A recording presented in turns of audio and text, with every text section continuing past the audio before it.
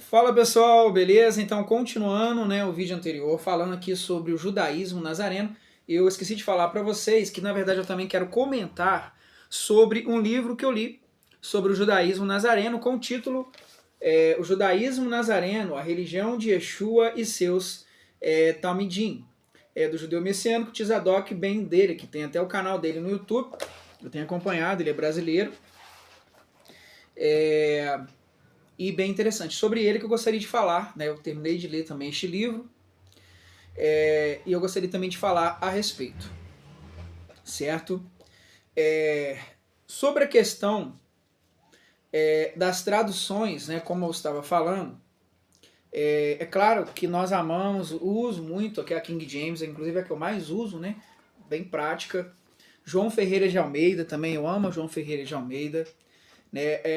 As traduções bíblicas, sobre as traduções, nós sabemos que a palavra de Deus ela não contém erros, pois ela é, né, a santa palavra de Deus. Porém, os originais da Bíblia não contêm erros, né? As cópias da Bíblia contêm sim alguns erros, mas isso não tira a autoridade da palavra de Deus. Tanto que por conta disso, né, nós temos Almeida, revista corrigida, nós temos atualizações da Bíblia, certo? Porque ao traduzir a Bíblia, nós sabemos da dificuldade de se traduzir. Né? O Antigo Testamento foi escrito em hebraico, né? O Novo Testamento oficialmente foi escrito em grego. Mas eu quero trazer para vocês a informação de que sim, há evidências de que o Novo Testamento foi escrito em aramaico. Por que há essa informação e ela é importante? Porque a contestação o Senhor Jesus falava hebraico e aramaico, a Bíblia é bem clara. Paulo falava hebraico e aramaico, né? Hebraico e aramaico era como se fosse português do Brasil e português de Portugal, certo? Eram línguas idênticas. E era a língua do povo de Deus. Então, dá-se a entender, né, que o Novo Testamento foi escrito em hebraico, em aramaico, beleza? E daí eu tenho que, inclusive recomendo aí para você que estuda teologia, que estuda a palavra de Deus, a Bíblia judaica. Se bem que a Bíblia judaica de David Stein não é uma tradução literal, palavra por palavra dos manuscritos originais. A Bíblia que eu tenho aqui, que é uma tradução literal, é a Bíblia Peshitta, muito boa, inclusive. É uma Bíblia, uma tradução literal. Tem essa daqui e tem a também do Tzadok, que como eu já recomendei, é uma Bíblia muito boa, certo? Qual é a ideia, por exemplo, da Bíblia judaica, né? Então nós vemos aqui, né, a Bíblia judaica, ela não faz nenhuma separação entre Antigo e Novo Testamento, né? Ela corrige traduções equivocadas do Novo Testamento, resultantes da ambientação teológica anti-judaica, certo? Enfim. E aí nós vemos, por exemplo, a questão das traduções e o problema que às vezes temos das traduções que acabam causando essa divisão entre o judaísmo, né, vivenciado e praticado pelo Senhor Jesus, e o cristianismo. A ideia que eu vi aqui do judaísmo nazareno, ou judaísmo messiânico, é o quê? O que é o judaísmo nazareno? É a religião do Senhor Jesus. O Senhor Jesus ele viveu como judeu, né? Ele guardava as festas judaicas, né? Os judeus em geral guardavam o sábado, né? E a ideia é de que isso não mudou, isso continua no Novo Testamento. É claro que sabemos que a salvação ela não é pela lei, a salvação é pela graça, pela fé no Senhor Jesus, né? Porém sabemos que fé também é traduzida como fidelidade, ou seja, se cremos no Senhor Jesus, né, guardamos os seus mandamentos. Eu vou citar aqui um exemplo de diferenças de tradução que acaba causando essa divisão, né, essa ideia de que o Novo Testamento nós estamos no tempo da graça e o Antigo Testamento no tempo da lei. Porém, analisando a Bíblia, nós vemos que nós sempre estivemos debaixo da graça, né, pois a lei nunca foi capaz de salvar. A lei apenas nos conduz a Cristo e a lei, ela é nossa professora, né? A Torá de Deus, a palavra de Deus, ela nos leva a Cristo, ela revela o caráter de Deus. Inclusive podemos dizer, como de fato a Bíblia diz, que o Senhor Jesus é o caminho, a verdade e a vida. O Senhor Jesus, né, também chamado de Yeshua HaMashiach, é Deus, né? Ou seja, ele é o caminho. A Torá, ela é chamada de o caminho. A Torá, a lei de Deus, é chamada de vida, né? E é também a verdade de Deus. Ou seja, o Senhor Jesus, ele é o verbo de Deus. O Senhor Jesus é a palavra viva de Deus que se encarnou e habitou entre nós. Então eu gostaria de falar sobre as diferenças entre o cristianismo e o judaísmo nazareno, né? E vamos lá, que sobre a tradução, por exemplo, vou citar aqui Romanos 10, 4, que aqui nós vemos uma diferença de tradução. Romanos 10, 4, né, nos diz assim, na Bíblia King James, nos diz assim, porque Cristo é o fim da lei, para a justiça de todo aquele que crê. Né? Eu lembro até às vezes um colega falou, Zancanelli, mas o fim da lei é Cristo. Querendo dizer o quê? Que Cristo aboliu a lei. Né? Até tem aquela ideia de que aquele que está debaixo da lei está debaixo de maldição. Então nós temos muitas vezes uma confusão, uma dificuldade de entendimento, principalmente das cartas de Paulo. E isso se deve muitas vezes a uma tradução, às vezes equivocada, uma tradução de difícil compreensão.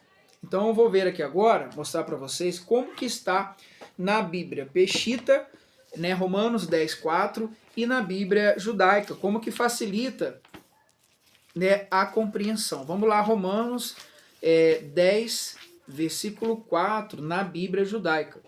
Diz assim, porque o objetivo estabelecido pela Torá é o Messias, que oferece justiça a todo que deposita sua confiança. Né? Ou seja, aqui já diz que o fim não quer dizer término. Né? O fim da lei quer dizer o quê? Objetivo. O objetivo da lei, né, é nos levar a Cristo, né, que oferece justiça, que justifica, que salva todo aquele que confia no Senhor Jesus. Então, assim, eu realmente recomendo a Bíblia, né, a Bíblia aqui judaica. É claro que, como eu disse, eu uso, né, a Bíblia King James, a Bíblia João Ferreira de Almeida, né? Porém, é bacana a gente ter, às vezes, outras versões da Bíblia a fim de melhor compreender a palavra de Deus. E aí você vê que quando a Bíblia diz, estar debaixo da lei, quem está debaixo da lei está debaixo de maldição, na Bíblia judaica, ela fala que aquele que está não exatamente debaixo da lei, mas debaixo do legalismo. Né? Pois nós vemos que aparentemente Paulo ele parece combater o judaísmo e parece combater a lei de Deus. Porém, isso Paulo estaria meio que contradizendo a própria Escritura, né? Porque Paulo ele diz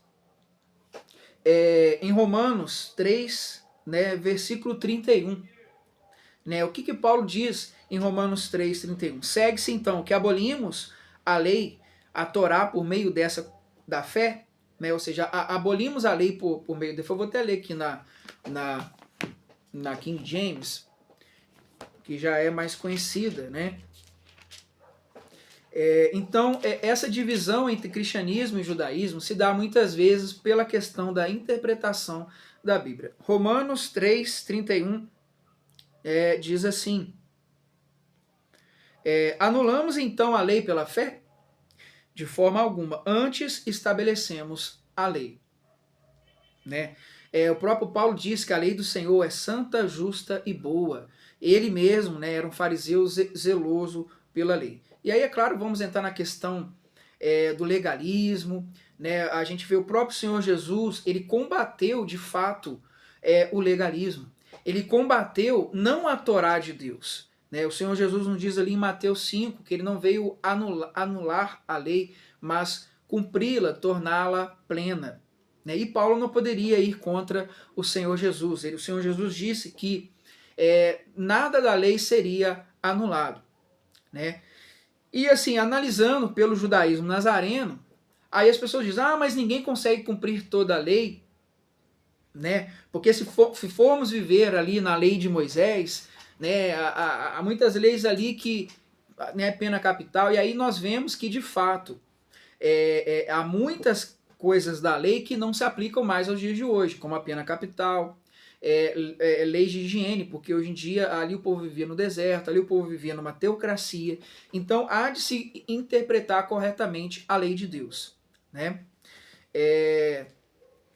Então aqui nós vemos que as traduções da Bíblia facilitam ou às vezes dificultam a compreensão da palavra de Deus. Vemos que na Bíblia judaica, quando fala de lei, fala que não estamos debaixo do legalismo ou debaixo da perversão da lei. Ou seja, não podemos modificar a lei de Deus, perverter a lei de Deus e nem viver de forma legalista. O que seria o legalismo? Seria você achar que é salvo por mérito. De fato, conforme nos diz em Efésios 2, ninguém é salvo pela lei. Né? Porém, ao crermos no Senhor Jesus, né, guardamos os seus mandamentos ou guardamos a sua lei. E aí vamos entrar na questão, né, dos 10 mandamentos. Eu vou deixar, né, a questão do quarto mandamento, o mandamento esquecido, do sábado, para o próximo vídeo, né, em que estarei comentando a respeito do sábado. O assunto é muito extenso, eu estou tentando resumir, mas a gente acaba se perdendo um pouco, né? São muitas variantes, muitas questões, né? Mas no próximo vídeo eu gostaria já de falar um pouco sobre o sábado e também sobre que a Bíblia é peshita, né? Comentando aqui a respeito do judaísmo nazareno. Qual que é a ideia que eu quero deixar? Né, a religião, o povo de Deus é um só. Então o que vale para Israel vale também para o cristão, né? E aí temos também a questão das duas casas, né? A teoria das duas casas de Israel, em que a casa de Judá e de Levi, Benjamim, seriam de fato os judeus. E a casa de Israel seriam as 10 tribos perdidas de Israel. O Senhor Jesus ele nos disse que ele veio buscar e salvar as ovelhas perdidas da casa de Israel. É claro que mesmo a gente não tendo a ascendência de judeus, sendo gentio, o Senhor Jesus veio trazer salvação para todos. Ou seja, todo aquele que crê no Senhor Jesus, que recebe o Senhor Jesus como seu único Salvador, faz parte do povo de Israel. E aí nós vamos ver diferenças entre o judaísmo messiânico e o cristianismo, que tem muitas vezes a questão da teologia da substituição, né, que ensina que a igreja substitui Israel, né, que Deus mudou a sua aliança, a ideia das dispensações, mas nós vemos que Deus ele trabalha com alianças, né, a antiga e a nova aliança. E aí eu quero falar também sobre o que significa a nova aliança, né, no Novo Testamento. O que de fato é a nova aliança estabelecida com Deus, com seu povo, no Novo Testamento, quais seriam as mudanças. Beleza? Deus abençoe e até o próximo vídeo.